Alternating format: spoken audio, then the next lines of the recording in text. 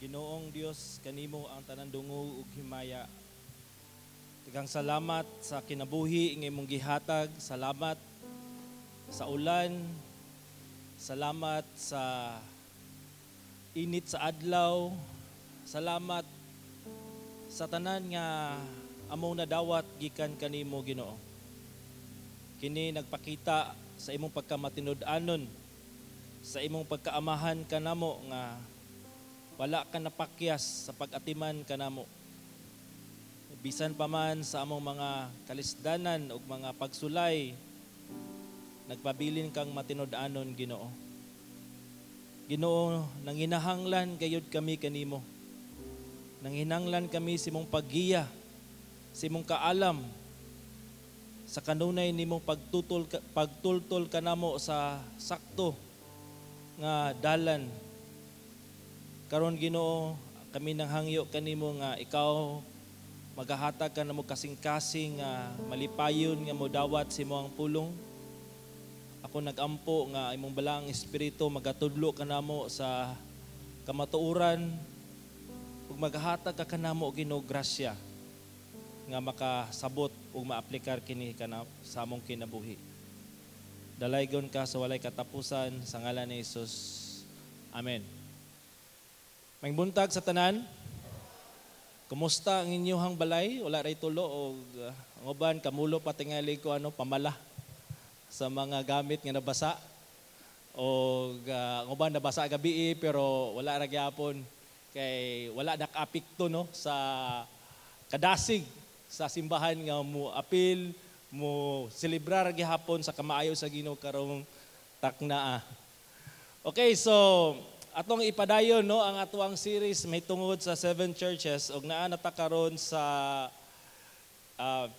Philadelphia. Ang atuang teksto makita sa Revelation chapter 3 verse 7 to 13 ug magbasa lang ko og pipila ka bersikulo ani pero kaning tibok bersikulo mo ay ato agyong tagaan og pagtagad. Ako lang basahon ang bersikulo 8 sa Revelation.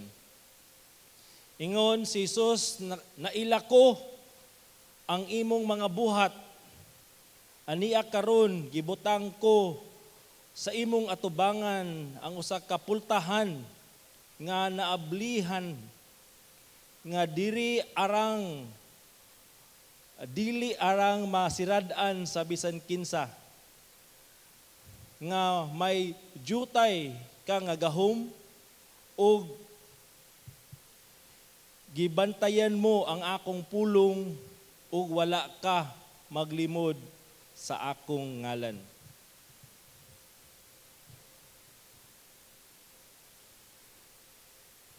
So, happy Sunday sa tanan. So, bisan sa ulan, uban nga mga pagsulay, nga mga atoang nabatian, makaingon gyapon ta nga happy Sunday. So, pali ko greet si mong tapat happy Sunday. With smile ha. Happy Sunday. Makita gyud bahalag natuluan og nabasa gabi. Happy Sunday. Ala gyud. Mo nay nindot nga. Mo nay Kristohanon. No nga bisan pa man sa season sa kinabuhi. Ingon ni Kuya Kim ang buhay ay weather lang pero dili gyapon mapakyas ang pagpahiyom. Kaya ang atong kasing-kasing puno man sa paglaom. No? So nakoy nakita sa internet o muni siya nga naiusa ka boss sa kampanya nga uso man ang review na mag-review ba sa service or product. Kining bayhana naghatag siya review ani nga tag-iya sa negosyo nga dugay di moabot ang iyahang gi-order. Unya katong tag-iya kay kanang review importante na kay mo ba ang marketing, di ba? Kung dindot ang review, mas dagan mo palit. Unya kay ni-review man nga na bad review, nga dugay di mo abot ang iyang gipalit. So gitukto siya sa tag-iya personally. Murag naagi pagdumot siya kasing-kasing nga nibiyahe pa siya 500 miles. Imagine mo ng 500 miles. Layo gyud yang gibiyahe. Kay aron lang yun niya tuluan ni siya og lesson ning bayhana nga naghatag og negative reviews sa iyang negosyo or sa iyang service. O kung sa iyang gibuhat, iyang, grabe po kayo tawhanan, no? Iyang magisagpa o yung iyang gikulata. So, na nga tao no nga dili makatake sa bad review sa kinabuhi ba ngurag paminaw niya nga gusto na lang siya positive review. No, ako na makoy gamay nga Airbnb o ay panahon niya ako'y manglimpyo ba sa unit. Nya grabe na kay na kong kumbati nga panglimpyo, may si kwarto na gamay nga sala unya CR. Paminaw na kay na ako limpyo na gyud. Sa ko ang standard ha. Nya kay naay ni sulod nga medyo idara na couple nya nanawag man siya nga hugaw daw. Kung limpyo man to, hugaw gyud daw. Yang kung asa magyud ding hugaw ding dapita eh. Ay, naama day mga stain ba. Gusto siya nga perfect gid nga pagkalimpyo nga kung wagi makita nga mansa. Kung nga agoy. Lahi ang yung standard sa akong standard para sa ko kung okay na limpyo na. So, naghatag siya bad review nga daghan daw mansa. No, labi na dia sa kanang sa CR lugar kay naman gyud mga tubig nga mga stain dia. So, ikaw, kumusta man ang mga tao nga pagtratar nimo sa mga tao nga maghatag og bad review sa imong kinabuhi, sa imong performance? Doy ali ra gyud. Sa man sir, nani man. Nana ka, dugay kay kamo abot. How will you respond to it? You took it personally? Namagi mga bad review sa kinabuhi kay di man tanan panahon nga okay ang dagan sa kinabuhi na may mga desisyon gayud sa kinabuhi nga makaingon jud ka nga mali. O kung klaro man gyud nga kinahanglan man gyud i-review ang kinabuhi niya na mag-i-correct dawaton. Maski nako sa akong performance diri sa simbahan, di man tanan panahon nga okay tanan na may mga bad reviews akong kinabuhi. Na may mo correct dawaton ngano man. Kay grasya man na para man na sa kayuhan. Okay. Now kung imong tanawon sa Book of Revelation, si Jesus usa ang ultimate authority. Siya ang ulo sa simbahan o iyang gipang-review ang mga tagsa kan simbahan og daghan ang iyang nakita nga kinahanglan gayud i-correct. No, ang Efesos busy kayo sa ministry, dasi kayo, mayo kayo sa doktrina, pero ingon siya, nawala ang inyong first love. Pag-repent mo.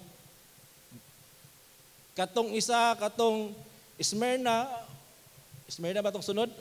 Okay kayo, na mga pagsulay, pero wala sila ni-give up. Okay ang review ni Jesus, wala siya correction. Ang Pergamum, kani, usa ka dakong syudad nyo na diin na locate ang mga senate o daghan pa nga mga banggiitan nga mga politician. Ga-compromise man, ga-tolerate sa mga lahi nga doktrina, gi-correct ni Jesus. O kaning ginatawag ang Tiyatira, Samot. Naabot na punta sa nawa, naklaro kayo. Daghan kayo mo na ito natunan last Sunday. O karon naanata sa Philadelphia. Gi-review ni Jesus ang kining nga simbahan. Pero wa siya makita nga negative nga kinahanglan i-improve. In generally, no dili man perfecto nga simbahan, nga man perfecto, pero para kan Jesus, okay, this church is faithful. Now, muna ito ang topic karong buntaga, no? Church of Philadelphia, the weak but faithful church. Luya, huyang, limitado nga simbahan, pero matinud-anon sa Ginoo. Kaning Philadelphia, no, strategic kaning nga lugar kay daghana no mga syudad ni nga iyahang maagian, no, padulong sa India og daghan pang mga kanasuran. So muna siya nga simbahan o nga lugar, no, daghan po siya mga produkto. Ang usa sa mga thriving nga produkto ani kining vine or kani bitong grapes ba. or wine daghan diri. Og kani siya nga lugar, no, influence gyapon siya sa Greek, no, og Romans, og daghan pon mga Dios dari, og usa sa ilahang munang mapa sa Philadelphia, no, going to the east, strategic ayo. Og usa sa ilang gisimba mao ni siya si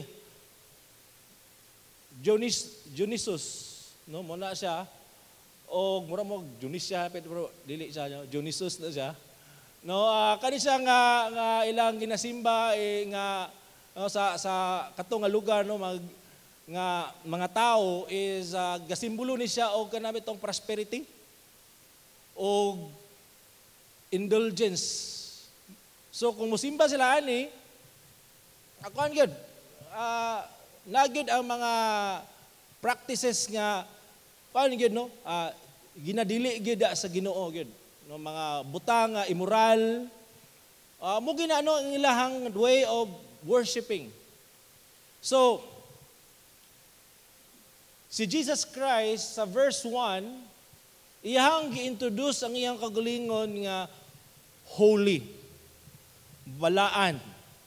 No, but pasabot ani nga Jesus Christ is absolute moral purity and separation from sin. Iyang gipakita nga lahi siya sa mga Diyos nga gisimba kay siya is pure, holy, walay buling sa sala.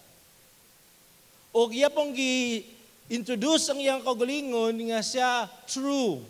Ang buot pasabot ana nga siya real, nga katong mga Diyos nga ginasimba sa mga Romans or Greeks, mga piki ito, dito reliable, maampo mato, dito mo tubag. No, ang ilahang dalunggan, bungol, no, di sila kasulti. Si Kristo ang gi-establish ang iyang kagalingon diri nga reliable siya, masaligan siya, maduulan siya, o kay true man siya, matinud-anon siya sa iyahang saad. O iya pag yung gi-introduce ang iyang kagalingon nga naa ang key of David. Nga, who opens and no one will shut, and who shuts and no one will open. Ang buot pasabot ana nga naa kaniya ang sovereign authority. Siya ang in charge. No? Kung makita nato dari sa Isaiah 22 verse 22, this is a prophecy, no, nga ang Ginoo naghatag og yabi sa usa ka tawo nga si Eliakim, no. Ang si Eliakim is usa na siya ka nga gipili sa Ginoo nga mo in charge nga symbolism sa nga siya ang yabi, nga siya mag-decide kinsa ipasulod sa gingarian ni David o kinsay makasulod sa or makaistorya sa hari. So, naa kaniya ang pagbuot. Pagsalig sa hari, kinsa iyahang ipasulod or kinsa iyang dili ipasulod. So, mopog ka na ang authority nga naa kang Hesus, isip sovereign, na siya ang magbuot. Sumura bitaw ka na bitong, ikaw, for example, ikaw ang tag-iya sa business, kabalo ka kinsa imong i-hire, o kabalo po kasi dili ni mo i-hire, daghan man diya, pero ikaw magbuot, kay imo man na. Okay? So that's also the authority that Christ has sa iyang gingharian. Naa siya sa iyaha ang authority. Now, kani nga authority nga kani nga yabi, naa kaniya ang authority or sovereign siya sa kaluwasan. Ang but pasabot ana. No, nakita nato diri sa Acts 16:14 nga naay usa ka babae nga gikanlag Lydia, nagwali si Pablo, daghan na kadungog. Pero the Lord unsa opened her heart to respond to Paul's message. So, God is sovereign sa kaluwasan sa tao. Ang tao dili makasulod sa gingarian sa langit gawas kun ang Dios magaabli sa iyang kasing-kasing as kwadrado sirado. Matod pa no, nakailan magtawa na nga kwadrado nga di jud ko mo kana sinyo dia kay. Pero sa diyang giablihan sa Ginoo ang iyang kasing-kasing na kita niya ang iyang panginahanglanon kang Hesus, niduol siya. Makaingon ba ta nga tungod na sa atong abilidad? Mga maayo ta mo wali, maayo ta mo share. Dili. Kay ang Dios nag-abli sa iyahang kasing-kasing. Now, ikaduha po, kaning sovereign si Christ sa gospel opportunity. No? Nga si Paul, muna nga, gaambog si Paul, asa sa padulong, Lord, daghan kay lugar, pero Lord, please, open an opportunity for me nga makapenetrate ang gospel. So Christ is sovereign in opening door to ministry, to preach the gospel. Nan ako i-share sa inyo campus ministry man me, no? And usa sa mo ang campus ng gatuan ng dool bitaw sa kanang water district. And so happens na usa ka teacher diya nga kaila sa kuha o part po dari sa church nung nakabalo siya nga education graduate. Nya nakita po niya, license man di ka pastor. So niya katupod nga time ang ilang usa sa mga faculty dito nga nagtulo ni resign. Nya bakante ba nya mo gyud nga kurso ang nasa kuha. So ani na lang pastor kanang why not join us?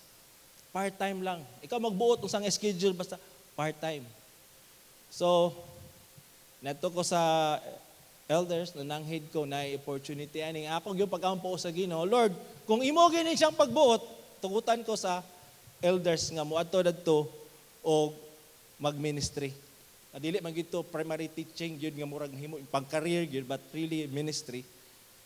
And by the grace of God, gitugutan ko, sige, o I begin to teach, pero wala gyud usa sa mga ako mga estudyante nga mugawas o mahuman ang semester nga dili gyud ma-expose sa gospel.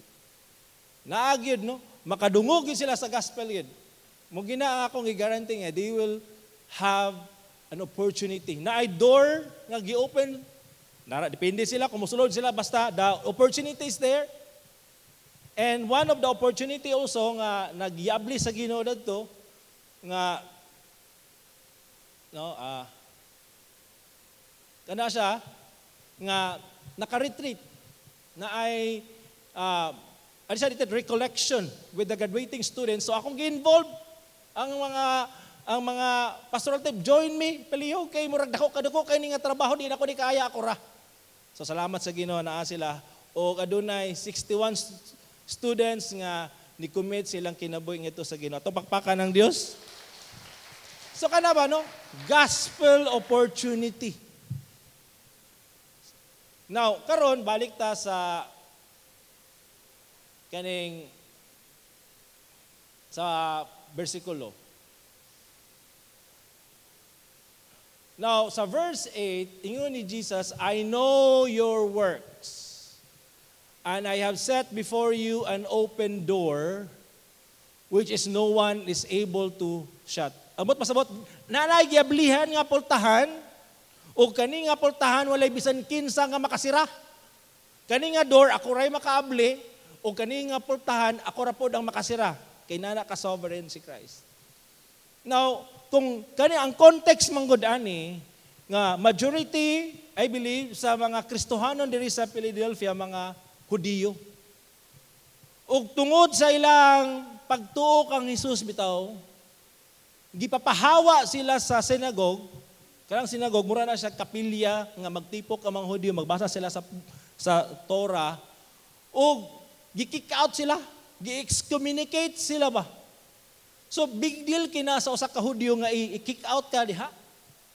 O nawadaan sila mga privileges. Murag gisirad-an ang pultahan sa sinagogue sa ilaha. Para sa mga Hudiyo, ang kaluwasan kinahanglan mahimo kang Hudiyo, magpa-convert ka sa Judaism para naakay kaluwasan. So, sa dihang nailhan or nahibawan sa mga Hudiyo, nini nga sinagog nga na mga Hudiyo nga ni-convert into Christianity, gipapahawa o gi-persecute sila. Pero gi-comfort sila ni Jesus, I have set before you an open door. Kini si Zandro, kini bitong manglaag mi. Dadon man di siya niya, labi sa balay niya, sa balay nga mong gilagan na may tayo mga dulaan. Grabe, abi ka sa dula-dula gid niya. Panahon nga manguli na, ura bitaw ka ng dulaan, yang napilian, iyang gusto dadon. Niya ako, gusto ayaw, di man imo adoy. Niya, ako ang gitangtang or ipauli. Niya, iya ding habit na nyo, luoy ko, luoy. Luoy. Kung nga, hay luoy. Kada ka di magdulaan sa balay. Behold, itong murag saka kwarto na ito nga daghano kayo, mga transformer. Di ka luoy. Ang imong, tingali, ang iyahang, ang atensyon na sa kanang moment ka na lang ba? Wala bitaw niya na hunahunaan nga daghan pamanday siya privileges. So, ang point lang diri is this. No nga Christ has given us access by faith into His kingdom. So kung sa may naitabo si mong kinabuhi karon, kung sa man ang mga kasakitan, gisakit ka sa mga tao, nga ayun ka, luoy, di ka luoy. No, God has opened door for you. God has given you access to His kingdom. Whatever you need, you come to God by grace through faith in the name of Jesus Christ, because as believer in Christ Jesus, we are given an open door, access by faith into His grace. So kung paminaw ni mo, luoy ko, no, you're not. So muning comfort nga gihatag ni Jesus sa mga Kristohanon sa Philadelphia nga gi-BI, gi-persecute tungod silang pagtuo na wadan o mga earthly privileges, but Christ comfort them, you're not luoy. I have given you access to my kingdom. Ang problema lang nato kay wala to nag-maximize. Ayarata mo ani mo adto ani nga access panahon nga walang-wala na gyud murag kinahanglan na jud ko. But this door is always open. Enjoy this. Dili ni para sa tanan. Para lang ni sa mga tao nga gipili sa Dios nga giyang giblihan ng kasing-kasing, and then not just that He has given us access. So what door God has opened for you? Usapot sa mga access is kaning opportunity. What door God has opened for you to spread the gospel of Christ? Naa ba nga pultahan, nga giablihan sa Ginoo, nga imong masangyaw ang maing balita. Kung ikaw sa estudyante, naabay door of opportunity nga gihatag sa Ginoo sa imuha to share the gospel. So, ikaw usa ka negosyante or ikaw usa ka empleyado, naa ba? Or nagpa-blind lang ta. Nagpapiyong-piyong lang ta. Kay paminaw na ito, murag trabaho man na ni pastor, ni lady minister, dili man akong trabaho. Pero God has opened a door for you, an opportunity, please maximize that. No? Now, Jesus Christ also naghatag siya og ginawa niya yung comfort pag yun, yung dungagan, ingon siya sa verse 3b or 8b, I know you have but little power. Gingnan ni Jesus sa Philadelphia, I know you have little power. Kabulukong kamo huyang. Kabulukong ang inyong budget limited. Kabulukong dili kay nakadako ang inyong influence. Nga gibiyay-biyay pa mo, gidaog-daog pa mo, pero taliwala niya ng tanan, nagpabilin mo sa akong pulong. Wala mo ni biya, wala mo ni tipas og dalan, wala mo ni ingon kapoy na, undang nako. O ingon pa yun ni Jesus nga, taliwala sa inyong pagkagamay, wala pa gyud ko ninyo gidinay, wala ko ninyo gi-traidor. Bisa ng inyong mga kasilinganan, kasimbahan, mga dagko kasimbahan, sama sa Sardis, sama sa Pergamum, kaning Ephesus nga nawadag first love, ang Sardis, awa na. Nag-holding hands na sa kalibutan niya, galangoy-langoy na sa kalibutanon. Ang Tiyatira, two-timer. So naman ko'y kaning denial, nga dili lang kanang deny sa lips, but na a form of godliness according sa Bible, but they deny them by their works. Pero ang Philadelphian believer, they profess Christ and they show it by their deeds. Wala sila ni give up. Bisan sila gamay. Buba na imong gibate karon? Huyang ka? Ganang daghan limitasyon sa imong kinabuhi. Ulan gabi, bipliti. Nya karon simba. Pag-isakinan pero matakag sa iyo. Wala ni mo ka nang ngitag rason nga dili na lang kay wa man gamay ra man. Taliwala sa kagamay, taliwala sa kalimitasyon sa budget, nihatag ka. Taliwala sa imong medyo nakaidiferensya sa pagpanulti, pero ni-share ka gospel. Or taliwala sa imuhang manglawas nga girayuma na ka, niadto gyapon ka kay nag-alagad sa Dios sa simba sa iyang katawhan. Ginawat ka na mga ginagmay, nga mga butang atong inabuhat sa Ginoo, nya atong ginapadayon, God appreciates that. Ayaw na nga mga dinagko lang nakita sa Diyos. Pati mga ginagmay. Ang matinud-anon nga pagpaminaw sa pulong sa Ginoo, ang imong devotional, you kept my word. You did not deny my name. Though huyang ka, limitado ka, you're weak. Kung ignan ka sa katao, marupok or you're weak. Sa may reply nimo, I'm strong. No. Every believer, whether you are a pastor down to the kid, God sees us weak. Mga huyang ta. Kasi pag dako kay kag pundo diha sa imuhang bangko or pawinaw nimo kusgan kay kakaron, kay batanon pa ka, you're weak. O karon, natandog inyong garbo. Huyang ka. Buot pasabot ana nga nanginahanglan ta sa Dios mo na siyang blessing of weakness.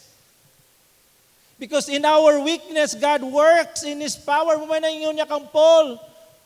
Nahangyo si Apostle Paul, Lord, tangtanga ra gyud ning thorn in my flesh kay murag nakababag siya sa ministry, Lord. Di kay ko ka-function well kay naani siya. Di na si Lord siya, no, di na ko natangtangon, Paul. Kay sa dihang ikaw weak, then you are strong. Kaya nga naman, the power that is working in you, dili na ikaw, ako ang nagalihok sa imuha. So kung sa may mga weaknesses nimo karon, financially, physically, imong influence gamay, your strength comes from the Lord. Your provision comes from Christ. So be strong. Pangutana, in what ways God has used your weakness and limitation to demonstrate your trust, loyalty, and faithfulness to Him? Tubagarago na. ipangutana ni siya sa imuhang kapikas kinabuhi, ipangutana na siya sa imong anak. Muna inyong i-discussion question later, I hope. Inyo yun i-discuss. So kanang mga weaknesses nato dili na siya curse but a blessing. Kay diha ta makasalig sa Ginoo. Tanawa ra ko to mga dagkong simbahan dito sa kining Sardis, mga dagko man ni daghan sila budget o influensyado. Tanawa ra gud. Sila ang pamino sila, kusgan sila, daghan sila sapi. Tipas. Nawalas passing. Ang Philadelphia gamay, weak, pero faithful.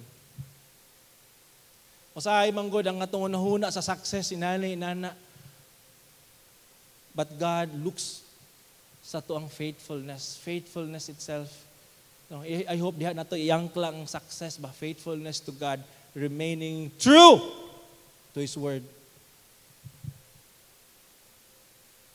Now, na mga assurance no comfort pag yun ni Jesus Christ sa Church of Philadelphia, nag-promise siya og vindication nga siya mag-implement siyang hustisya sa mga tao daw kining gamay, weak nga simbahan. Siya, behold, I will cause those of the synagogue of Satan who say that they are Jews but are not, but lie. Kung saan maning but pasabot ani.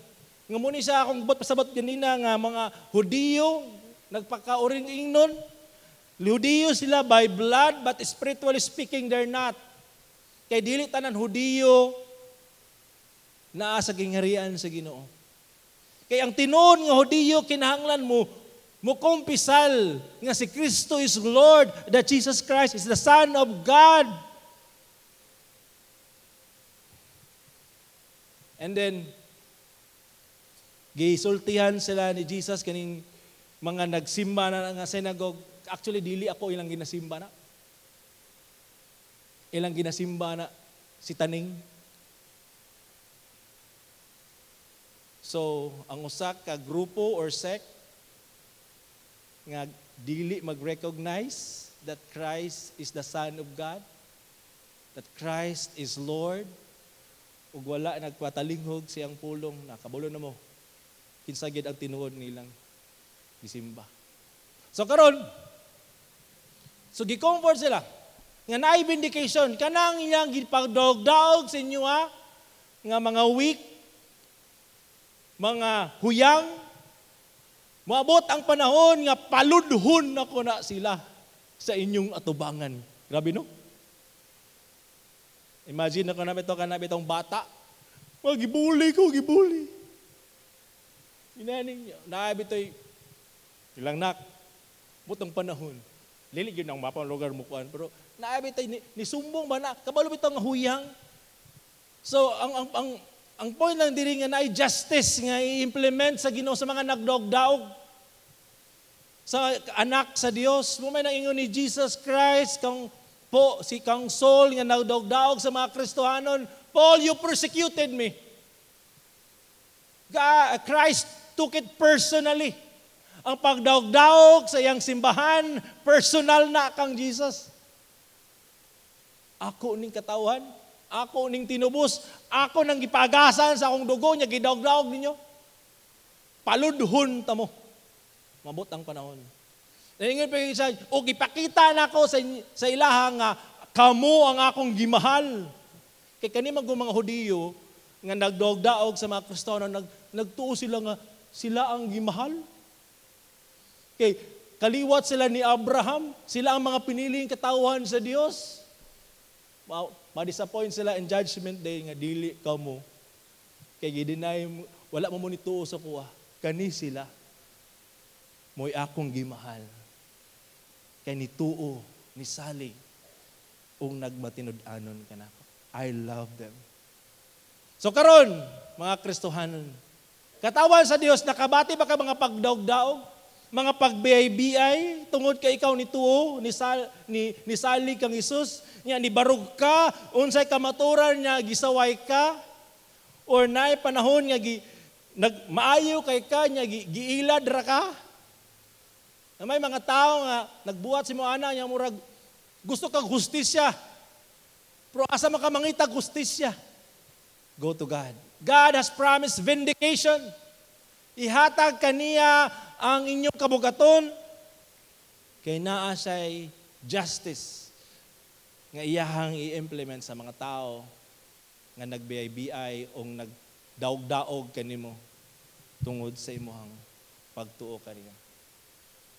So since Christ will vindicate the faithful, reflection question about reflect ni siya. How should I respond to those who oppressed me for standing in truth? Kung sa may dapat ang akong response, go to the gospel and tanawa giunsa ni Jesus pagtratar ang mga tao nga dagdag-daog kaniya. Ugmo ka na ang atong response. Dili magtanom og pagdumot, kaligut-gut sa baka ng mga uban pang mga hugot diha. But go to God because God is just.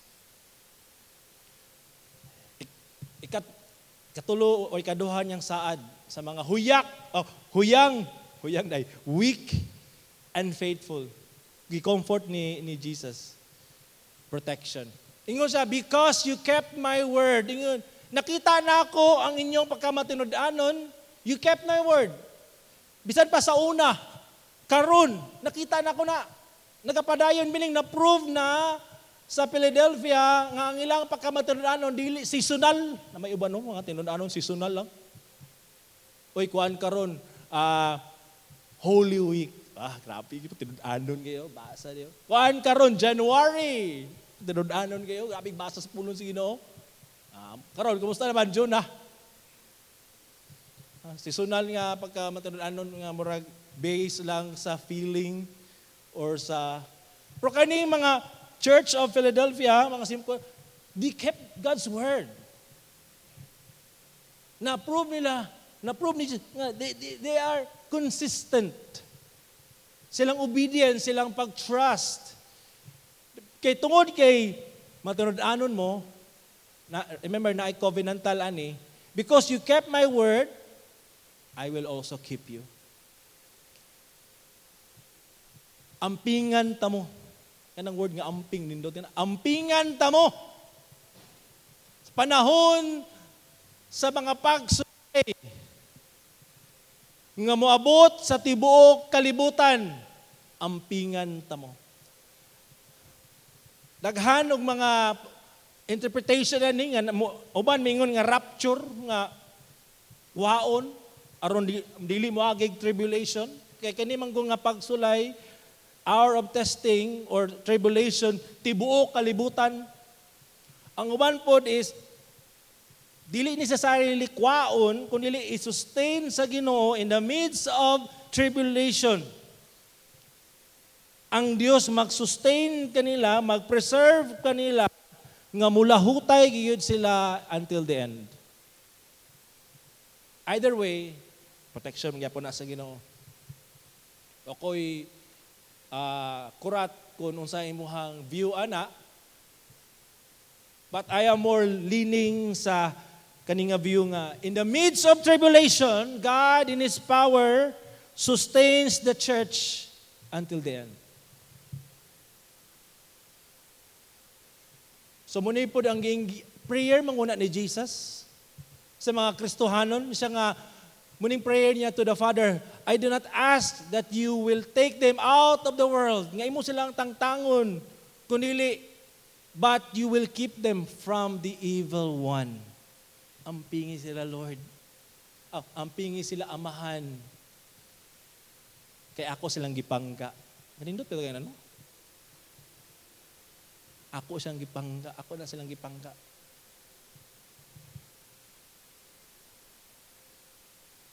So, ingon pa yun ni Jesus, I am coming quickly. Kanang mingon ng I am coming quickly. O sa may pasabot ana. Mo ba na ang panahon nga, uy, mabot naman day. Mag-relax ko. Magkuhan sa ko, bagdoy-bagdoy. Kung makalungi ka I am coming quickly, dapat mo, mo alert ta. Mahigma tata, basig nakatulog na ta diha. Kay moabot na ko, sa dili madugay, ang imong pakabuhaton, Church of Philadelphia, bisan sa dari sa GCAF, hold firmly. Gunit sa pulong sa Dios. Padayon sa imong pagkamatinud-anon, hold firmly of what you have. Kung sa maning hold firmly what you have, naana ka. You are faithful already in the Word of God. You have shown your loyalty to me. You are already enduring hardship. Ipadayon na, hold firmly. Mo nang pasabot ya sa context. Hold firmly. Ayaw kumpiyansa. Aron malay makaagaw sa imong corona. Kanang corona niya, ayaw gunahuna nga Queen Elizabeth. Crown, victor's crown ni siya sa mga mo lahutay. Naiusa ka babae, nanginahanglan siya o kana bitong driver, yang interview. Unsa man gyud kaduol nga imo kong ipaduol sa cliff nga dili ta mahulog kana bitong sakyanan ba?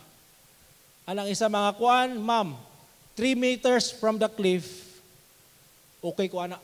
Murag pangnuna nga may sila nga driver. Itong ikaduhang driver yung siyang, ma'am, kana mga 6 meters from the cliff. Itong ikatulong driver. Ikaw, tampulano. Kung sa may buhaton. Ma'am, ani manggod ma'am, dili tika iadto sa cliff. Uli kay ko, ma'am. Kita ko cliff, ma'am, musimang ko sa dalan nga tarong, ma'am. Anang iyahang tong ma'am, ikaw kung gusto nga driver katong duha, grabe to ka-risky. Inana bata, asa man ta ni? Mura batag, ang uban man ko na to murag okay pag yun yun. Murag okay pag yun. Ayaw na. Thou shall not compiance. Matod pa. Okay? So hold firmly what you have. Yes, na ang open door. Yes, you are child of God. But you hold firmly. Ang pasabot ana nga, ang tinuod nga pagpo, ang tinuod nga anak sa Dios, makita sa iyang pagkinabuhi. No? Nga, na iyang ampingan, ang relasyon nga iyang nabatanan diya kang Ginoong Hesus. Kung nakay relasyon, how do you treat? Kung kanay mong asawag ba na? Di ba? Although, klaro naman, naminyo na, naklaro naman nga, nagpinirmahay na, pero saan man yung pag-treat siya? Pataka lang ba? Kay precious sa imuha ang relationship, you hold firmly. Regardless sa yung sa mga reaction niya o mga response, but because you love, you hold firmly because really, ang imong relationship siya precious. So, question again, I'm holding fast to Christ with spiritual diligence, or I am at risk of losing the reward and honor He desires for me. Check daw ang imong kasing-kasing karon, ang imong pagkinabuhi. Basig nagpataka-rata karon. Murag nagkinabuhi ta nga murag dili na moabot si Jesus. Or you are like the Church of Philadelphia. You hold firmly in what you have. Faithfulness in His Word, your loyalty to Him, endurance in hardship. Maintain. Ang pasabot lang na ni Jesus, i-maintain na until the end. So, linot kini nga promise. Assurance through His promises, glorification. Ingon pa ni Jesus, I will make him a pillar in the temple of my God. Kanang duha ka pillar na ugmugi na siya ang sa Philadelphia. Usa na siya ka haligi sa simbahan. Nawala ng atop, nawala ng salub, nawala ng sa baka na walls. Pero ang iyang pillar nagpabilin. Ancient pillar ni siya. Hantod karon na gihapon. Kumuadto mo og Turkey, palihog lang po kung pirma ni. Ang point lang diri ba, nga inana kaligko ng pillar. Ang buot pasabot ana ni Jesus sa mga Kristohanon nga steadfast og dili gid mo matarog, permanent ang akong i-guarantee sa inyo. Unsa man ni nga pillar or permanent? Una-una kani ownership. Ownership. Permanent ownership. No, si akong asawa na siya habit nga kuna sa libro, iyang sulatan siya ngalan, nasa tumbler, iyang sulatan siya ngalan kay ako na ay pag-inom-inom. Ako'y tagian na libro. Siya nga ala siya nakapalit og libro. Asa ba nang imong ngalan diri? Yang nakita niya wa day ko'y ngalan, siya iyang gisulatan. Hilig siya manulat og siyang ngalan mo. So ownership, you're owned by God permanently. Di ba ka anak? How's that? Comfort ni Jesus sa mga dinaog-daog. Kanya, kanimang kong Philadelphia, kung ano siya nga simbahan ka ng prone to earthquake, pero ringon ni Jesus, pillar mo, why makatarog ninyo? I own you permanently. Ikadua, nga kanang word nga naka-inscribe sa pillar, kung naman mga inscription, owned by God. Ikadua, name of the New Jerusalem, citizenship. Ang uban gusto maka-green card. Grabe lang inilugay karon. Or grabe tilang tinigumay. Bala mamulat sila pila ka tuig basta maka-green card. Ingon ni Jesus sa mga mulahutay, sa mga weak, mga dinagdaog, mga tinud-anon, permanent place in heaven. You want that? Muna naka-inscribe. Lugar, luna sa langit. Pwede yung comfort ni Jesus ninyo sa mga disciple ba? Ayaw ka mo kaguol. Diri sa kalibutan, naagi mga pagsulay, pero muadto ko, kung magandang dapit alang ka ninyo, mubalik ako, kwaunta to mo, kung asa ako, tuwa, usab ka mo. Kumana yung comfort. Katulo, intimate relationship, Christ's name. Ako ka. I belong to you. You belong to me. If kung masabtan bitaw gyud mo ni, Lord, thank you. Will cause you to remain faithful, loyal to Him until the end. So, GCAF is weak. Daghan tag mga weaknesses, left and right, up and down. Pero nun, dahantag weakness, pero pasalamat sa Ginoo sa weakness kay cause us to depend upon Him. Ikaw, dahantag weakness, dahan nakagibati diya, limitado ni mong memorization. Pero na sa himog rason, nga mo undang ka. Padayon, nigsoon. Because you are owned by God. The faithful, the weak, is assured of Christ's vindication. There is justice for those nagdaog-daog, protection, perseverance, and future glorification. Pillars. Hold on to this promise. God is your sustainer. Let us pray. Daghang salamat Ginoo si moang pulong karon. Thank you for encouraging us, mga weak. Help us to be faithful diya sa imo. In Jesus' name, Amen.